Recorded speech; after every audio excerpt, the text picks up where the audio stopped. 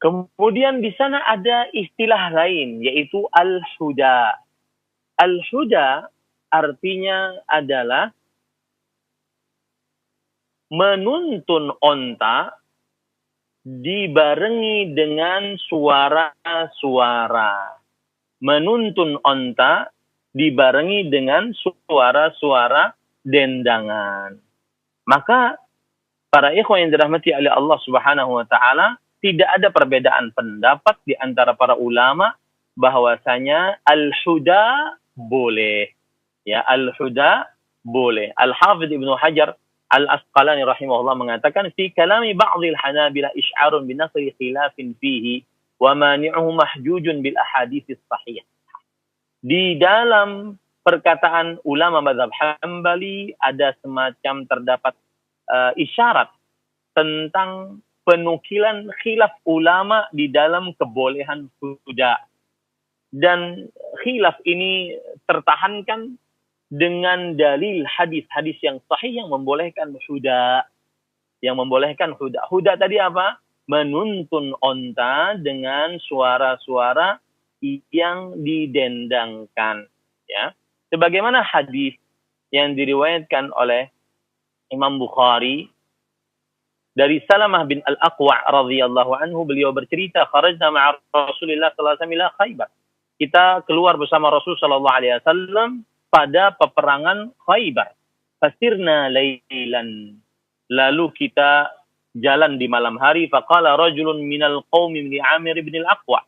Maka ada seseorang yang berkata kepada Amir bin Al-Aqwa', "Ala tusmi'una min hunayhat tika, wahai Amir bin Al-Aqwa, apakah engkau tidak bisa memperdengarkan kepada kita tentang suara-suaramu yang indah?"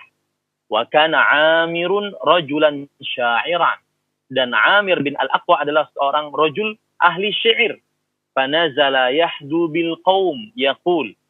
Maka akhirnya Amir turun dari ontanya dan melakukan hida di hadapan orang-orang dan mengatakan, Allahumma laula anta mahtadaina wala tasaddaqna wala sallaina faghfir fida'an laka maqtafaina wa thabbitil aqdama in laqaina wa alqiyanna sakinatan alaina inna idza istihabina ataina wa bisiyahi awwalu alaina. Ya, ya, diurut-urut seperti itu. Allahumma laula anta, ya Allah, kalau seandainya bukan karena engkau ya Allah, kami tidak dapat petunjuk dan kami tidak akan percaya beriman dan kami tidak akan bersedekah dan kami tidak akan sholat. Maka ampunilah kami. Ya, fida'an laka, sebagai jaminan untuk engkau, maktafaina, apa yang kami cukupkan, dan tetapkanlah kaki-kaki kami, in laqaina, jika kami telah bertemu dengan engkau ya Allah, wa alqiyanna sakinatan alaina, dan berikanlah ketenangan pada hati kami, inna idza siha bina ataina, sesungguhnya nanti besok pagi kami akan bertemu dengan musuh, wa bisiyahi awwalu alaina, dan dengan suara yang keras kita akan memenangkan mereka. Maka Rasulullah sallallahu alaihi wasallam bertanya, man hadza sa'ir? Siapa yang mengemudi dengan suara yang seperti ini? Kemudian para sahabat menjawab, Amir bin Al-Aqwa, wahai Rasulullah. Kemudian Rasulullah SAW mengatakan, yarhamuhullah, semoga Allah Subhanahu wa taala merahmati. Faqala rajulun minal qaum, maka ada orang dari suatu kaum mengatakan, wajabat ya Nabi Allah laula amta'tana bihi.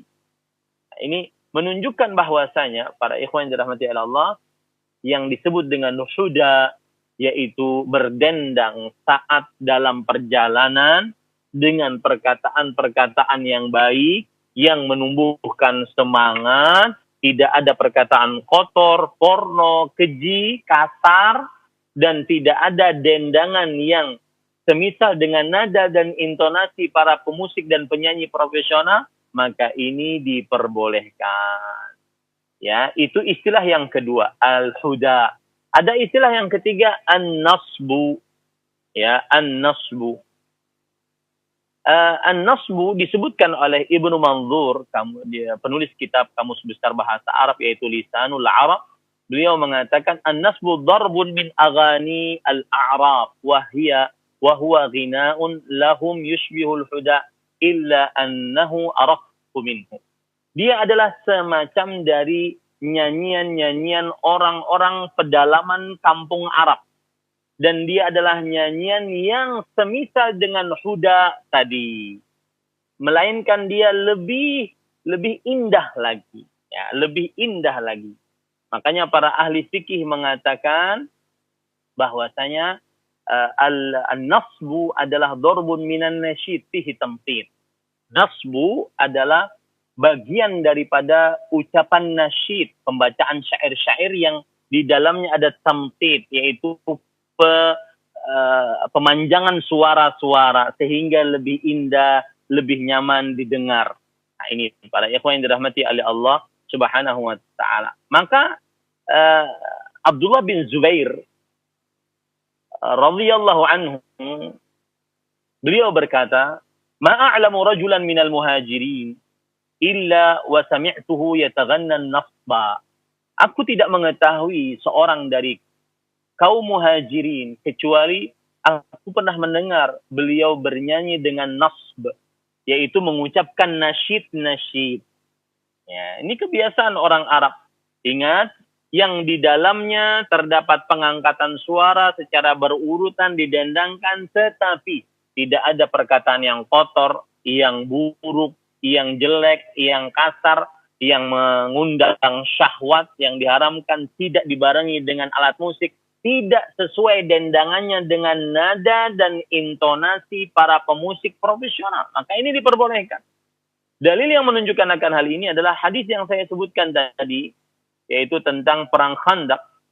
Hadis yang diriwayatkan oleh Imam Bukhari, bahwa Anas bin Malik radhiyallahu anhu bercerita, kharaja Rasulullah sallallahu alaihi wasallam ilal Khandaq. Rasulullah sallallahu alaihi wasallam keluar ke Khandaq. Fa idzal muhajiruna wal ansaru yahtiruna fi ghadatin baridah. Rasulullah sallallahu alaihi wasallam keluar untuk peperangan Khandaq. Maka ternyata kaum muhajirin dan kaum ansar sedang menggali parit pada pagi hari yang sangat dingin. Falam yakun lahum abidun ya'maluna dzalika lahum. Mereka tidak mempunyai budak-budak yang mengerjakan hal itu untuk mereka. Falamma ra'a ma bihim minan nasbi wal ju'. Maka ketika Rasul sallallahu alaihi wasallam melihat mereka sudah keletihan, kelaparan, beliau berkata, Allahumma innal 'aisha 'aishul akhirah, faghfir lil ansari wal muhajirah. Ya Allah, sesungguhnya ini adalah kehidupan akhirat. Orientasi kami akhirat. Wahai Allah, ampunilah dosa-dosa kaum ansar dan kaum muhajirah, yaitu kaum muhajirin. Maka kemudian para ansar dan para muhajirin, para sahabat Nabi radhiyallahu anhum menjawab, nahnu alladhina bay'u Muhammadan 'alal jihadi ma baqina abada. Kitalah orang-orang yang membaiat Muhammad untuk berjihad dan selama kita masih hidup selamanya kita membaiat. Nah, ini diperbolehkan, tidak mengapa, yang disebut dengan an-nasba, ya, yang disebut dengan an-nasba. Baik.